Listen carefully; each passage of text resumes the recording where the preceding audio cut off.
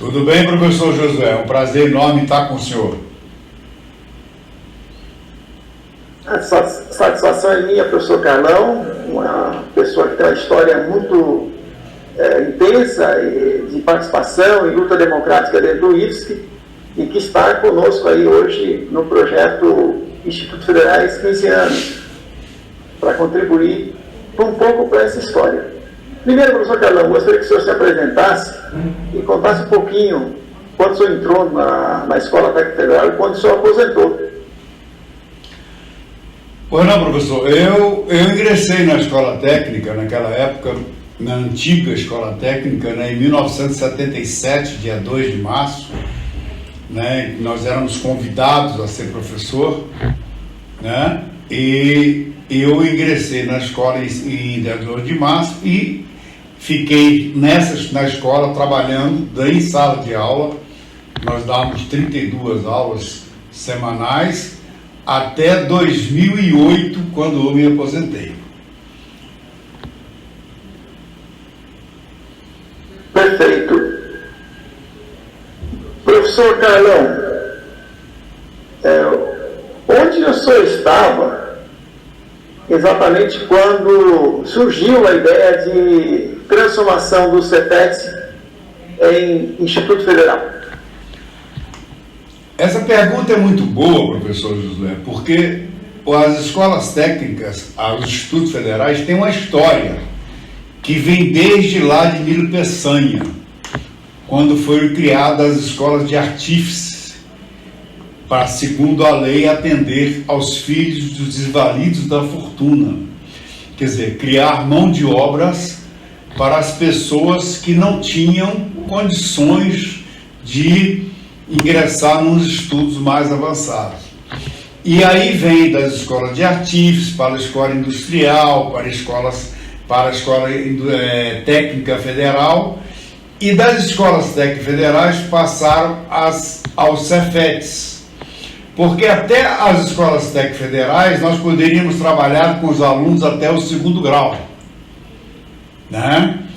A partir do Cefet nós poderíamos trabalhar com os alunos para o 3º grau, a nível superior. Só que nós, servidores, éramos professores de 1º e 2º graus. Nós não poderíamos dar aula para alunos do 3º grau.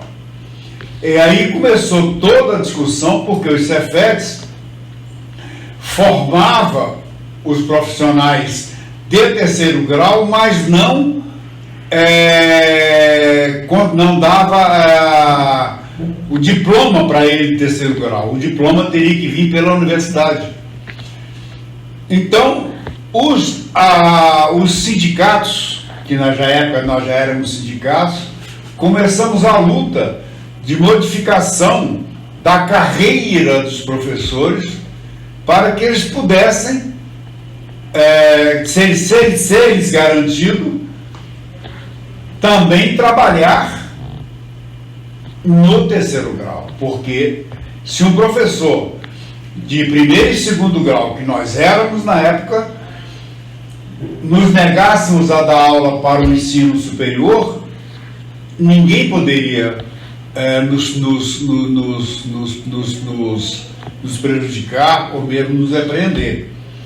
Então aí começou toda a discussão, professor Josué, em modificar a carreira e discutimos essa carreira. Já falo isso, já era governo Lula, em 2004, 2005, né? Quando nós começamos a construir todos esses debates. Por quê? Naquela época, as escolas técnicas queriam transformar-se em Cefet ou em universidades tecnológicas. Mas os professores, que são os servidores da época, não poderiam acompanhar, porque a carreira deles era completamente diferente, que era uma carreira de 1º e 2º graus, e que não lhe dava direito de ministrar aula para o 3º grau. Então aí começou toda a discussão, começou todo o debate, e para isso nós tivemos um apoio muito grande do professor Getúlio, que foi um ex-reitor, um ex-diretor do Cefet do Rio Grande do Norte, junto com Alexandre Vidor, e com uma grande cabeça pensante na educação, que foi o professor Fernando Haddad. Então ali começou toda a discussão e de transformação de algumas escolas que já eram Cefets para criar-se um novo sistema de ensino, que não se pensava em ser de instituto, mas como precisava criar um PAC da educação, que é dinheiro novo para a educação, o Fernando Haddad teve essa visão, porque nós tínhamos, além das escolas técnicas, nós tínhamos as escolas agrotécnicas, que também teriam que ser integradas no mesmo sistema. Isso era complexo para resolver isso. Então foram anos de discussão, de debate, porque teve a parte estrutural e teve a parte de carreira, que é onde nós, como sindicato, que eu fui coordenador nacional do sindicato Sinasef, começamos a construir toda essa discussão para transformar os professores de primeiro e segundo graus em professor depois de EBTT, que era permitido, então, trabalhar com alunos do terceiro grau, dentro da legislação que foi depois aprovada em 2009, se eu não me engano. Professor José, o que eu me lembro, o nó de toda a evolução das transformações dos Cefets e das escolas agrotécnicas nos institutos era a carreira. Se não houvesse uma transformação da carreira para permitir que os professores que eram de uma carreira de primeiro ensino, primeiro e segundo graus, passassem por uma carreira que também pudesse trabalhar no ensino superior, não se poderia criar os institutos federais e nem um órgão acima disso. Porque os professores, todos eles do Brasil inteiro, não poderiam trabalhar, né? E essa discussão se deu mais ou menos paralelo, né? Tanto a discussão da carreira quanto a transformação dos institutos. Eu me lembro muito bem que naquela época nós discutimos somente a carreira para poder fornecer qualidade e condições dos professores trabalhar com o terceiro grau, e as discussões das direções, que pensavam na época em transformar em universidade tecnológica, em Cefet, em algo de terceiro grau, mas não pensava na carreira. E isso se deu uma discussão muito grande, e se não houvesse a intervenção dessa discussão do Fernando Haddad, do Getúlio e do Vidor, não aconteceria. Então foi uma discussão muito acalorada, porque por isso nós tivemos que ter uma reestruturação de carreira. E aí nessa reestruturação de carreira teve uma reestruturação salarial. E se você pegar o salário do professor de primeiro e segundo graus na época e pegar o salário do professor inicial do EBTT, quando depois da transformação, a diferença era significativa, né? Então isso valorizou muito o trabalho profissional, isso valorizou muito o professor. E muito tempo depois surgiu a ideia, com a viagem dos reitores ao Canadá, né? A ideia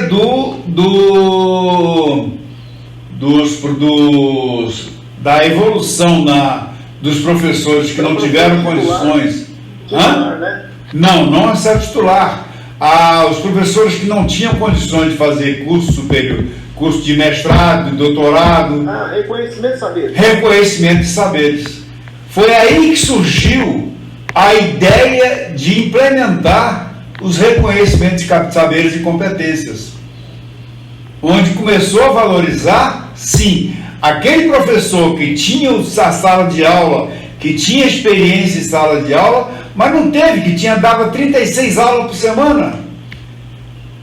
Aí não tinha condições de fazer curso de mestrado, curso de doutorado, muito poucos fizeram isso.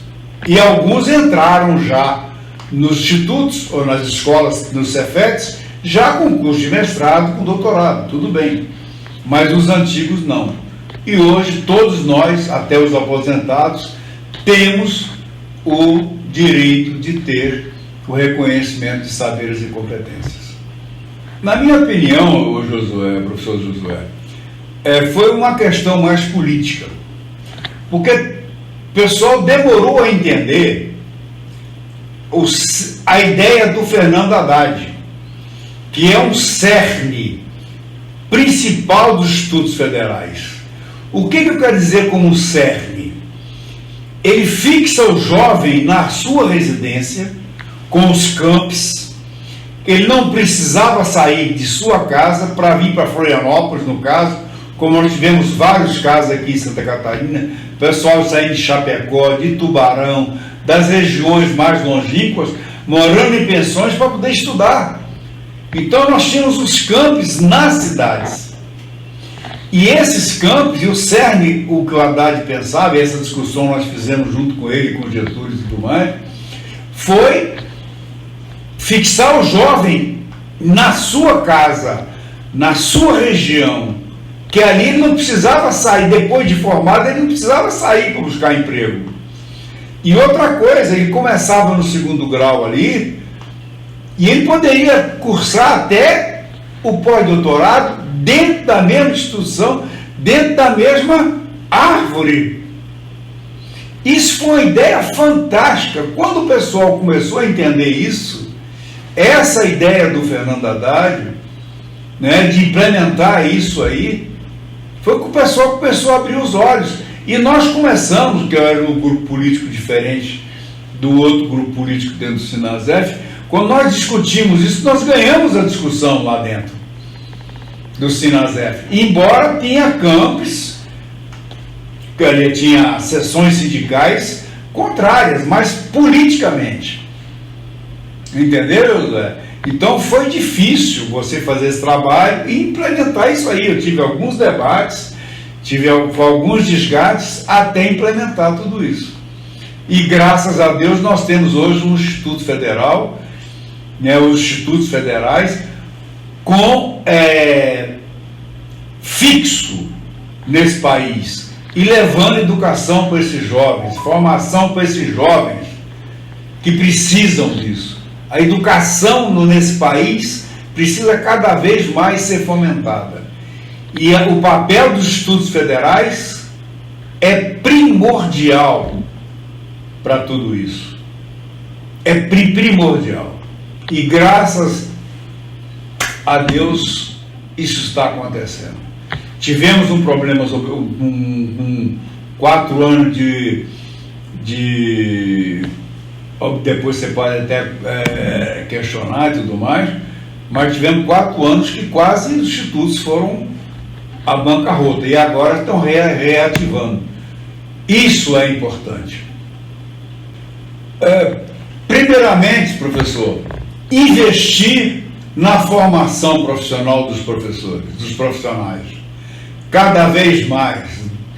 Cursos de mestrado, curso de doutorado, pós-doutorado, porque cada vez mais, né, se nota a necessidade, né, e a importância desses jovens para o crescimento do Brasil, tanto na área tecnológica, tanto na área educacional, tanto em todos os campos, na área médica. Até, por exemplo, nós temos cursos de cuidador de idosos, e nosso povo está ficando idoso, e nós não temos cuidadores, e os institutos federais oferecem isso. Nós temos cursos nos institutos federais de cães mestre-guia para cegos. Isso é fantástico. Quando se pensou, na minha época lá de escola técnica, que nós íamos ter isso? Então, é vastíssimo, professor Josué, o campo da educação e as oportunidades que podem se dar isso. Então, primeiramente, investir no profissional, no professor, porque sem ele os institutos não vai à frente. E eu tenho certeza que o grande cerne hoje dos institutos federais de educação são os profissionais que trabalham nela. Quando foi no problema da implantação dos PACs, que é o Programa de Aceleração do Crescimento, só poderia entrar dinheiro novo para a educação se houvesse uma mudança de ideia dentro dos institutos federais, dentro das escolas técnicas ou dos Cefetes. Por isso, o Haddad pensou, né, nos institutos federais. Em termos salariais, para os profissionais, nós não conseguimos o que nós buscávamos, mas houve um bom adianto. Você pegou o microfone? Pode continuar. Tá. Então, em termos profissionais, nós tivemos todo o apoio, inclusive dos reitores, né, dos administradores dos Cefetes e tudo mais. Teve sessões, teve Cefetes que foram contra, que foi difícil implementar. Eu viajei o Brasil inteiro discutindo tudo isso com eles, tentando mostrar para eles a importância e o cerne que o Haddad buscou, que é a árvore, que você começa lá embaixo, no primeiro ano do segundo grau, e pode ir ao pós-doutorado, sem sair da tua cidade. Isso é fantástico, sem sair da tua casa, entendeu? Com todo o apoio da sua família. E hoje nós temos isso dentro do Brasil, né? Está aí cada vez mais campos surgindo e tudo mais, no Brasil inteiro. E voltou-se o investimento, está se voltando o investimento na educação profissional, né? Onde você tem a mão de obra. Você pode ter mão de obra pronta no segundo grau, e você pode ter mão de obra pronta no terceiro grau, pode ter mão de obra pronta com o mestrado e doutorado. Quer dizer, esses 4 campos estão abertos para construir tudo isso. Onde é que você tem isso? As universidades só te dão a partir do terceiro grau, né? E os institutos federais não. Você te torna um profissional, pode te tornar um profissional desde quando você termina o nível médio. Isso é fantástico. Eu acho fantástico. Eu quero parabenizar o teu trabalho. Fantástico. A história não pode ser perdida, porque essa história vem lá de Nilo Peçanha, vem lá da lei que estabelece que essas escolas, essas instituições foram criadas para os desvalidos da fortuna, e hoje estão caminhando escola industrial, escola técnica federal, Cefetes, institutos federais. Isso tem uma história, gente. Eu passei pelas escolas técnicas, passei pelos Cefetes e passei pelos institutos. Passei dentro do mesmo órgão, né? Tem gente mais antiga do que eu que já vem de aluno lá da escola industrial, que foi de interno, nós tínhamos internato, inclusive, nas escolas industriais. Então, isso com a construção é um investimento para a educação brasileira e para o jovem brasileiro de uma maneira fantástica, e não pode ser perdido. Então, eu quero parabenizar isso, Josué, o trabalho que vocês estão fazendo, você e toda a equipe que você que está te apoiando nisso aí, para não deixar essa história se perder. Para isso vir, para os jovens que estão vindo aí, ter conhecimento de onde surgiu tudo isso aqui. Isso aqui é no Caldo do Céu, como eu estava lembrando com um amigo nosso ali, essa escola que nós estamos hoje, começou num prédiozinho lá embaixo, na avenida, um terreno, numa casinha alugada. E hoje nós temos esse prédio aqui com toda essa estrutura, infraestrutura, né? E com excelentes profissionais. Isso é maravilhoso. Parabéns, parabéns, parabéns, ó. Muito bom trabalho de vocês. Parabéns para vocês aí, nossos queridos colegas aí que contribuíram aí e fizeram acontecer naquele momento de transição tão importante, né? Porque se não fosse o plano de carreira, também não teria instituto, né? Então hoje temos salário parado para as universidades. Eu sei que foi um trabalho aí, uma construção do Sinasep nacional, local e também dos dirigentes da época, do próprio Fernando Haddad, ministro, todo a equipe da CETEC, Getúlio, Eliezer Pacheco.